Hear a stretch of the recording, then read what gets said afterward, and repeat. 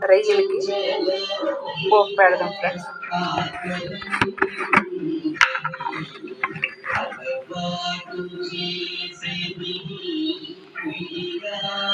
Oil వేద్దాం.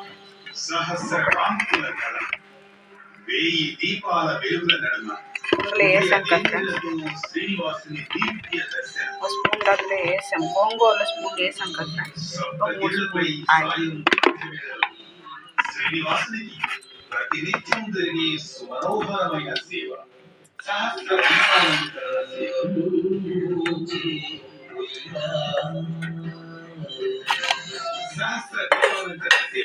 ప్రతిరోజు సాయంత్రం 4:50 తిరుమల నుండి ప్రత్యక్ష ప్రసారం.